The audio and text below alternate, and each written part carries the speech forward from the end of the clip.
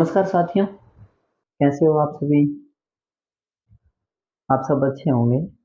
मैं भी एकदम ठीक हूँ, सुरक्षित हूँ और इस बाढ़ के इस माहौल में इंद्रदेव की कुछ ज़्यादा ही मेहरबानी हो रही है। आज अपने जैसा कि आप सबने मीडिया के साधनों के माध्यम से देखा होगा और हम इसी प्रक्रिया के साथ ही आज हम वर्षा जल संग्रहण के बारे में ही पढ़ेंगे। किस प्रकार इस बाढ़ के आए हुए पानी का हम संग्रहण कर सकते हैं या वर्षा के जल का संग्रहण कर सकते हैं। तो साथियों, इस बीमारी के और आपने देखा होगा वो मंकी पॉक्स नाम करके भी बीमारी बहुत बड़ी समस्या कर रही है। महिलाओं जो अपने पशुओं के लिए भी एक विशेष तौर से गायों के लिए एक बहुत बड़ी बीमारी फैल रही है, उससे भी बच कर रहिए क्योंकि वो भी एक संक्रामक रोग है। इसके साथ ही वर्षा के पानी से भी बच कर रहिए, कहीं इधर-उधर कोई गड्ढे वगैरह है, पानी में मत जाइए क्योंकि आपने अभी अखबारों में पढ़ा होगा कि हमारे स्थानीय क्षेत्रों में जैसे कल की घटना मुझे याद आ रहा है कि अपने कोल्लू में ही किसी अपने कोल्लू पाबू जी जो बहुत ही प्रसिद्ध लोक देवता है, वहाँ की ये घटना है कि एक 4 साल के बच्चे की मौत हो गई। जैसा कि देखा आपने बावड़ी, जोधपुर अपने मतलब आस-पास के बहुत सारे क्षेत्रों में कलेक्टर महोदय द्वारा भी बार-बार अवकाश घोषित किया जा रहा है। इन सब के पीछे यही है, आपने ये भी देखा होगा कि जोधपुर की शहरों में बहुत सारी गलियों के आवासों में रहने वाले लोगों का निवास स्थान भी परिवर्तन किया रहा करवाया जा रहा है। तो सरकार का ये सब प्रयास और हमें इस सरकार के प्रयास में साथ भी देना चाहिए। तो ये सब का सब ये सारा का सारा सरकार प्रयत्न इसलिए कर रही है कि ताकि जो माल की हानि हुई वो तो हो गई लेकिन जन की हानि नहीं हो। ख़ैर आखिरकार लोगों को बचाया जा सके। हम कक्षा 10th के जल संरक्षण वाले पाठ या जल संसाधन वाले पाठ के बारे में बात कर रहे थे। हमने पिछले एपिसोड में ये देखा था कि किस प्रकार जल की आवश्यकता है वर्तमान में, जल को इकट्ठा किस प्रकार किया जाता है और इतना जल होने के बावजूद भी क्या समस्या है। हमने ये भी पढ़ा कि पृथ्वी पर कितना जल है, 2/3 जल होने के बावजूद भी पानी से दुनिया क्यों तरस रही है। और हमने ये भी पढ़ा था कि 2025 तक लगभग दुनिया के मतलब लगभग भारत के 20 करोड़ लोग जो पानी से प्यासे मरेंगे मतलब इतना तरसेंगे। तो ऐसी क्या समस्या है? इनकी भरपूर कैसे कर सकते हैं हम? या इनकी पूर्ण रूप से मतलब इस समस्या का समाधान किस प्रकार करते हैं? उसके बारे में बात करेंगे। खैर मस्त रहें, सुरक्षित रहें तथा इस बीमारी और जो इस वर्षा के मौसम में अपना और अपनों का ख्याल रखें। चलिए साथियों, चलते हैं हम हमारे टॉपिक की ओर। आज अब जो बात करेंगे वो अपना पॉइंट है, वो है वर्षा जल संग्रहण। वर्षा जल संग्रहण। कि वर्षा के जल का संग्रहण किस प्रकार किया जाए, वर्षा के जल को इकट्ठा किस प्रकार किया जाए, आज हम इनके बारे में पढ़ेंगे।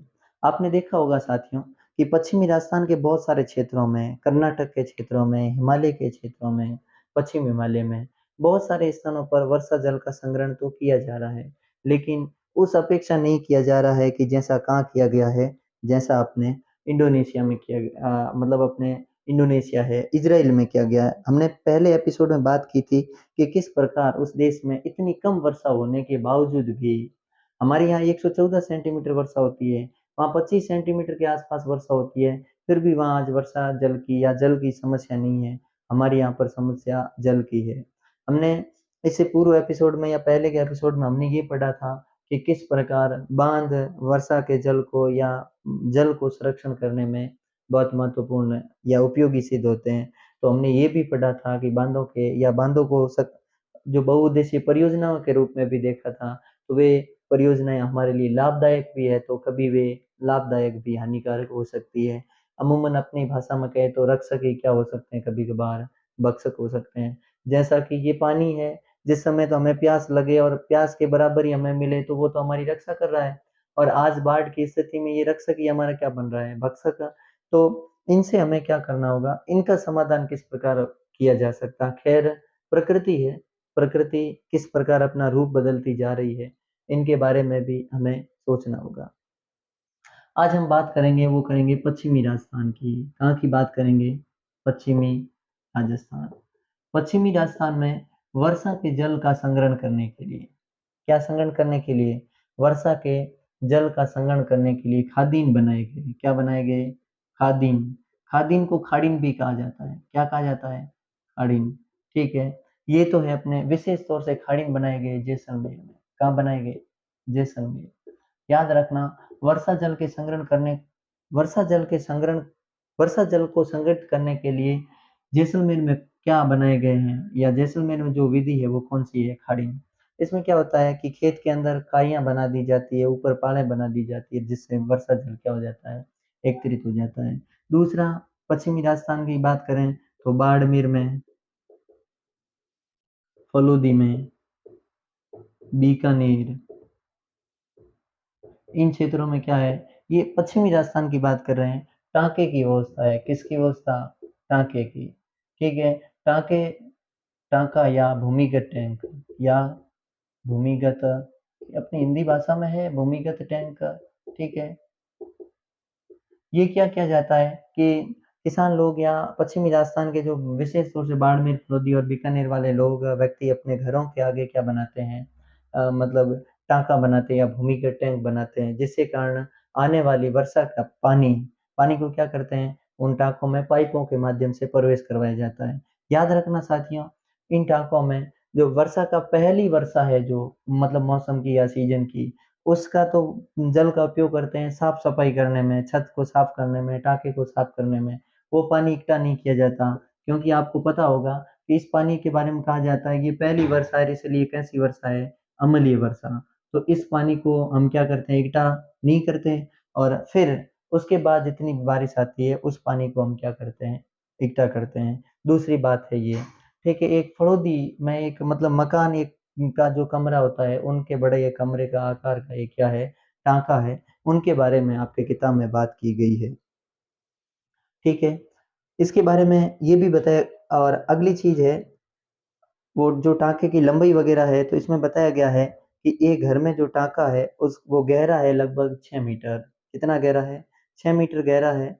लंबा है 4.27 मीटर, और जो चौड़ा है उसकी चौड़ाई है 2.44 मीटर। तो इस प्रकार का ये एक वर्षा जल का क्या है, मतलब संरक्षण करने की विधि है। इसके साथ ही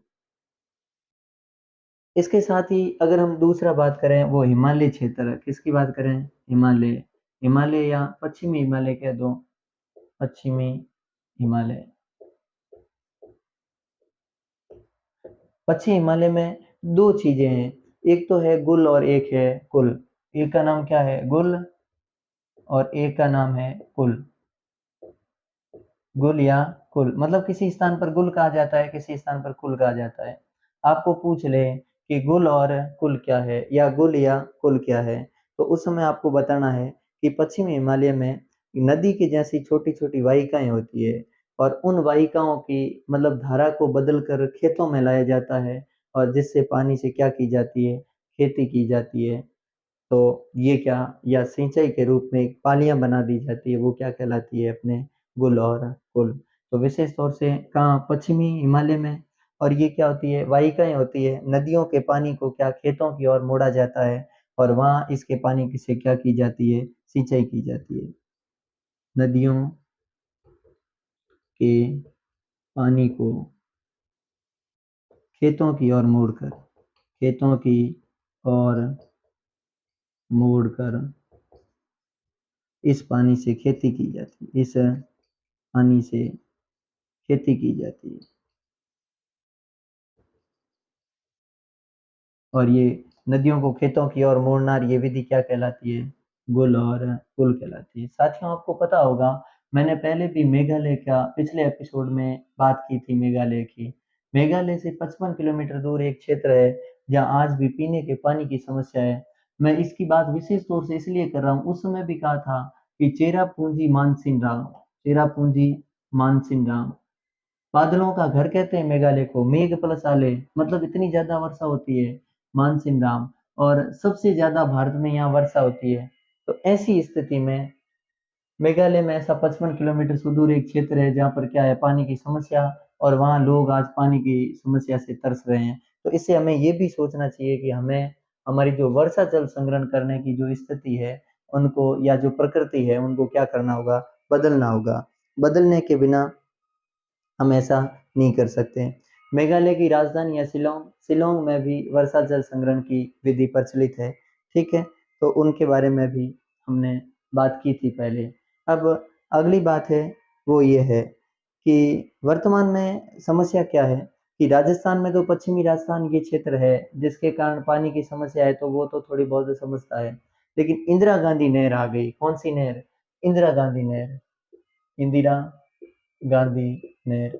इंदिरा गांधी नहर के कारण पश्चिमी राजस्थान वाले बहुत से घरों में अब धीरे धीरे ये प्राचीन वर्षा जल संग्रहण की या वाटर हार्वेस्टिंग की जो व्यवस्था थी, ये धीरे धीरे क्या हो गई, समाप्त हो गई। लेकिन फिर भी कुछ घरों में, ये हमारा सौभाग्य है कि कुछ घरों में आज भी इनका क्या है, प्रयोग किया जाता है। क्यों? क्योंकि उन्हें जो नदियों द्वारा या नहरों द्वारा जो पानी नल के माध्यम से आता है, वो पीने में उसे उन्हें अच्छा नहीं लगता, और जिसके कारण वे क्या कर रहे हैं, वे अपने होने वाली वर्षा के पानी को इकट्ठा करते हैं, और इकट्ठा करने के बाद क्या करते हैं, उन्हें एक मतलब संग्रहित करते हैं, और फिर पीने में क्या करते हैं, उसका उपयोग करते हैं। ठीक है। और इसके बाद अगली बात, देखिए साथियों, आपको प्रश्न पूछा जा सकता है कि राजस्थान में कहाँ, राजस्थान में, अपने राजस्थान में पानी, वर्षा के जल को क्या कहा जाता है? वर्षा के जल को, जल को क्या कहा जाता है? देखिए, तो राजस्थान में वर्षा के जल को स्थानीय भाषा में कहा जाता है, वो कहा जाता है पालर पानी। कैसा पानी? पालर पानी। पालर पानी, ये थोड़ा सा आप और याद रखना है कि पश्चिमी राजस्थान में वर्षा के जल को स्थानीय भाषा में क्या कहा जाता है? पालर पानी। ये तो हमने बात की कहाँ की? राजस्थान की। राजस्थान के अलावा भी हमने ये भी बात एक पश्चिम हिमालय की भी की। ठीक है। इसके अलावा आज हम बात करेंगे कर्नाटक की। कौन से राज्य की? कर्नाटक की। कर्नाटक का एक और क्षेत्र, कर्नाटक का, वहां पर भी क्या होता है कि वर्षा जल को क्या किया जाता है, इकट्ठा किया जाता है, और आज भी वो विश्व में प्रसिद्ध है कर्नाटक वाला। इसके साथ ही पश्चिम बंगाल में भी होता है। ठीक है, वर्षा जल को संग्रहित किया जाता है। जो बाढ़ की वाहिकाएं होती है, ऐसी वाहिकाएं बनाते हैं, और उन वाहिकाओं के माध्यम से वर्षा जल को क्या किया जाता है, संग्रहित किया जाता है, और फिर उसका उपयोग किस में किया जाता है? फिर उसका उपयोग किया जाता है सिंचाई में। इसके साथ ही शुष्क और अर्ध शुष्क क्षेत्रों में भी खेतों में वर्षा जल को क्या किया जाता है, एकत्रित किया जाता है। कैसे किया जाता है? गड्ढे बनाकर किया जाता है। अब देखिए, अब ये तो हो गया। विशेष तौर से खाड़ीन याद रखना, खाड़ीन या खादीन कहाँ से संबंधित है? जैसलमेर से वर्षा जल को एकत्रित करने की।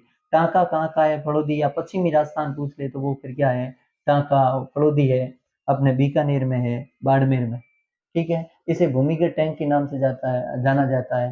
राजस्थान में वर्षा जल को किस नाम से जाना जाता है? तो वो जाना जाता है अपने पालर पानी के नाम से। इसके साथ ही वर्षा जल संग्रहण की विधि और कहाँ कहाँ है? एक तो मेघालय की राजधानी, मेघालय की राजधानी शिलोंग में, राजधानी शिलोंग, शिलोंग में भी वर्षा जल को क्या किया जा रहा है? वर्षा जल को संग्रहित किया जा रहा है। वर्षा जल को संग्रहित किया जा रहा है। ठीक है। एक तो शिलोंग, दूसरा है कर्नाटक। दूसरा कौन सा क्षेत्र है? कर्नाटक। ठीक है। कर्नाटक का, ठीक है, मैसूरू जिला है। कौन सा? मैसूरू।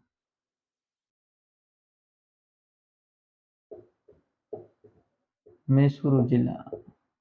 ठीक है। इसके साथ ही जो शुष्क और अर्ध शुष्क क्षेत्र है, शुष्क और अर्ध शुष्क, अर्ध शुष्क क्षेत्रों में खेतों में गड्ढे बनाकर, खेतों में गड्ढे बनाकर,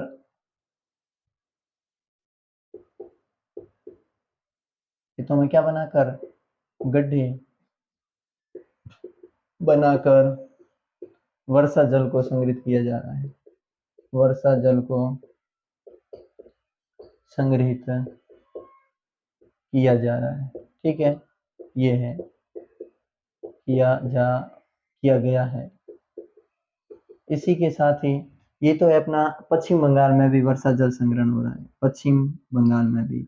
और वहाँ हो रहा है नदियों की जो वाहिकाएं हैं, नदियों की वाहिकाओं के द्वारा, नदियों की वाहिकाओं के द्वारा खेतों में सिंचाई, ठीक है, ये कहाँ हो रही है? पश्चिम बंगाल में।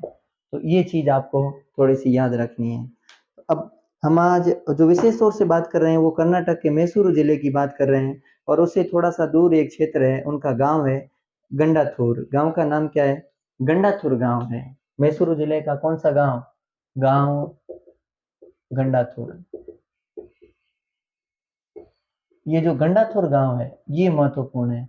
इस गंडाथुर गांव के 200 लोग घर, कितने घर? 200 घर वर्षा जल संग्रहण को क्या कर रहे हैं? इकट्ठा कर रहे हैं। वर्षा के पानी को इकट्ठा कर रहे हैं, इकट्ठा कर रहे हैं, ठीक है। और वर्षा जल को क्या कर रहे हैं? सुरक्षित कर रहे हैं। तो कर्नाटक का कौन सा जिला है? और बताया जाता है कि एक घर में लगभग 50,000 लीटर, कितना लीटर? 50,000 लीटर। और एक मतलब ऋतु जो मौसम बारिश है वो एक वर्ष में लगभग ये 10 लाख लीटर, कितने लाख लीटर? 10 लाख लीटर पानी को क्या करते हैं? सुरक्षित करते हैं। फिर ये पानी पीने पीने के लिए और सिंचाई के लिए उपयोग में लिया जाता है, सिंचाई के लिए उपयोग में लिया जाता है।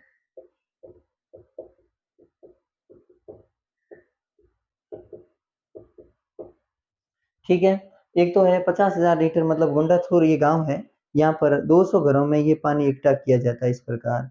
और इस गांव को वर्षा जल संग्रहित करने की ख्याति भी प्राप्त है कि हिंदुस्तान अगर आपको पूछ ले कि राजस्थान या भारत का वो एकमात्र गांव, या सीधा ही पूछ ले कर्नाटक का वो गांव जो वर्षा जल संपन्न गांव की ख्याति के रूप में प्रसिद्ध है, तो वो कौन सा है? वो है अपना गंडाथुर गांव। और कहाँ का है? कर्नाटक का कौन सा जिला? मैसूरू जिला। ठीक है, मतलब वर्षा जल एकत्रित करने की ख्याति इसने क्या कर ली है? प्राप्त कर ली है। अब इसी के साथ ही और याद रखना है तो एक बात और है, वो है तमिलनाडु। और ये भी बहुत महत्वपूर्ण फैक्ट है। कौन सा नाडु? तमिलनाडु। भारत का एकमात्र ऐसा राज्य है जिसमें प्रत्येक घर में वर्षा जल संग्रहण करने को, मतलब प्रत्येक घर में वर्षा जल को संग्रहित किया जा रहा है। भारत का एकमात्र ऐसा राज्य जहाँ प्रत्येक घर में वर्षा जल को संग्रहित किया जा रहा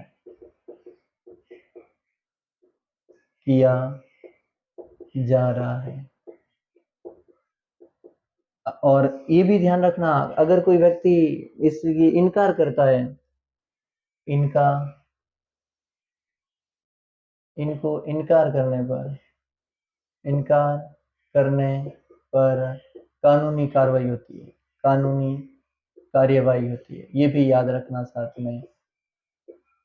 भारत का वो एकमात्र राज्य जहाँ प्रत्येक घर में वर्षा जल को क्या किया जा रहा है? संग्रहित। और अगर कोई मना करता है या कोई इन बातों से इनकार करता है तो उनके ऊपर क्या होता है?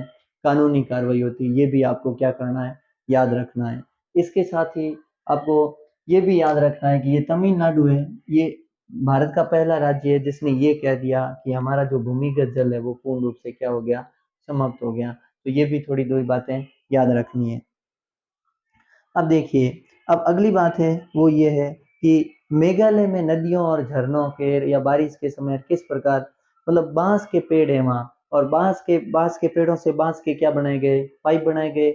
और उस बांस के पाइप के माध्यम से क्या किया जा रहा है? मतलब अपने पानी को एक स्थान से दूसरे स्थान पर पहुंचाया जा रहा है। तो आपके किताब में चित्र भी दिखाए गए हैं। कुछ चित्रों में दिखाया गया है कि गुरुत्वाकर्षण बल के द्वारा बांसों के पाइपों से पानी को ऊंचाई तक चढ़ाया जाता है, फिर आवश्यकता अनुसार नीचे गिराया जाता है वो गुरुत्वाकर्षण के द्वारा। अगर मान लो कहीं सड़क वगैरह है तो हम जिस प्रकार बिजली के तारों को सड़क के ऊपर से पोलों के माध्यम से ले जाते हैं, उसी प्रकार सड़क के ऊपर से पाइपों को आपस में, जो बांस के पाइपों को है वो आपस में बांध कर ऊपर से, मतलब ऊंचाई के साथ ऊपर से ले लिए जाते हैं। और क्या की जा रही है? वर्षा के पानी को क्या किया जा रहा है? बचाया जा रहा है। क्योंकि वहाँ बड़ी बड़ी नदियां हैं, झरना है, वहां से एक मतलब बड़े बांस के पाइप से मिलाया जाता है, फिर आगे आकर धीरे धीरे छोटे छोटे और जिन वृक्षों में या पेड़ पौधों में पहुंचाना है, और आखिरकार उनकी गति कर दी जाती है। मतलब किताब में बताया गया है कि 20 से 80 बूंद के आसपास आवश्यकता अनुसार वहाँ पौधों में क्या दी जा रही है, पानी पौधों में जल को दिया जा रहा है। तो इस प्रकार हमने ये अपना वर्षा जल संग्रहण को एकत्रित करने की बात की। इससे क्या होता है साथियों कि हम टाँकों के माध्यम से, खड़िन के माध्यम से, एक तो हमारी दैनिक आवश्यकता की पूर्ति होती है, मतलब पेयजल प्राप्त हो जाता है। नंबर 2 हमारे खेतों की सिंचाई हो जाती है, और नंबर 3 वो होता है भूमिगत जल स्तर सुधरता है। आपने ये भी देखा होगा पश्चिमी राजस्थान के बहुत सारे क्षेत्रों में कोई लोग तो टाँके भरते हैं, कोई खड़ीन बनाते हैं, और कोई लोग हैंडपंपों के माध्यम से अपने छत पर एकत्रित पानी या जमीन पर एकत्रित जो पानी होता है, उस पानी को क्या भूमिगत, मतलब भूमि के अंदर हैंडपंपों के माध्यम से छोड़ देते हैं, मतलब ताकि भूजल स्तर में भी क्या है, सुधार आता है। तो ठीक है, ये भी थोड़ी चीज़ आपको क्या करनी है, याद करनी है। तो ये तो हमारी जो परंपराएं हैं वो है। अब इससे पहले आपको पता होगा, हम पूर्व की बात करें, लगभग आज से 2000 वर्ष पहले की बात करें, जिस समय ईसा पूर्व चल रहा था, उस समय की बात करें तो उस समय भी हमारे लोगों ने, ईस्वी की पहली शताब्दी में हमें ऐसे साक्ष्य मिले हैं कि गंगा नदी के पानी को बाढ़, जो गंगा नदी का बाढ़ का पानी है, उसको सुरक्षित रखने के लिए भी एक श्रृंगबेरा क्षेत्र में जल संग्रहण की विधि को बहुत अच्छी तरीके से दर्शित किया गया है। इसके साथ ही हमने पहले भी पढ़ा था कि एक 14वीं शताब्दी में एक हौद बनाया गया था, किनके द्वारा, इल्तुतमिश के द्वारा। तो वो हौद भी हमारे लिए बहुत महत्वपूर्ण है। ये दिल्ली के सीरी फोर्ट के क्षेत्र में जल सप्लाई के लिए बनाया गया था। चंद्रगुप्त मौर्य ने, मौर्य के दरबार में अपने सुदर्शन झील का निर्माण करवाया गया, बांधों का निर्माण करवाया गया, ये भी है। कलिंग उड़ीसा में भी वर्षा जल प्राचीन साक्ष्य मिल रहे हैं। और आपको पता होगा कृत्रिम झीलों में अपने राजस्थान भी पीछे नहीं है। अब पिछोला झील है जो एक बंजारे द्वारा बनाई गई राणा लाखा के समय, या फिर उसी प्रकार प्राकृतिक झीलें भी हमारे राजस्थान में खूब है, जैसे माउंट आबू की नक्की झील है, ठीक है, जो बताया जाता है कि देवताओं के नाखूनों से बनाई गई। भोपाल झील बनाई गई 11वीं शताब्दी में मध्य प्रदेश में। उसी प्रकार आपको पता होगा जयसमंद झील है अपनी राज्य की राजसमंद झील है। मतलब जे आपने उदयपुर के बारे में पढ़ा ही होगा, उन्हें झीलों की नगरी भी कहा जाता है, वर्षा के पानी को एकत्रित करने के लिए। और झीलों के तंत्र को इस प्रकार से जोड़ा गया है कि पानी एक झील से दूसरी झील और दूसरी झील से तीसरी झील, जैसे फतेह सागर झील है, पिछोला झील है, जयसमंद झील है, ये सारी की सारी उदय सागर झील है, ये सारी की सारी झीलें अपनी पानी को और आखिरकार नदियों के माध्यम से आता जाता मतलब रहता है। तो इस प्रकार हमने पानी वर्षा जल के संग्रहण की भी बात की। तो हमें पानी को फालतू में वेस्ट नहीं करना चाहिए। अगर आपको पूछ ले कि वर्षा जल संग्रहण, तो वर्षा जल तो यही है। और अगर एक पर्सन ये पूछ ले कि आप एक मतलब अच्छे नागरिक है, और आप अच्छे नागरिक के रूप में वर्षा के जल को या फिर जल को बचाने के लिए क्या भूमिका उठाएंगे। अब आपको पता है कि मैंने पहले भी बात की थी अपने, एक तो जगह जगह पर लिखा हुआ है, लोगों को पहले तो ये है कि लोगों को जागरूक करेंगे, क्योंकि आगे आने वाली पीढ़ी पानी के लिए तरसेगी, ऐसी मतलब वैज्ञानिक बता रहे हैं, और हमारे सामने भी है ये चीजें। नंबर 2, हम जो हमारे घरों में नल है या हम जहाँ भी जाएंगे वहाँ बिना मतलब कोई फालतू पानी गिरा रहा है या कोई नल से पानी गिर रहा है, तो उस चलते हुए नल को बंद करेंगे। नंबर 3, वर्षा जल के स्तर को सुधारने के लिए ज्यादा से ज्यादा क्या करेंगे, वृक्ष लगाएंगे, वृक्षों की कटाई कम करेंगे।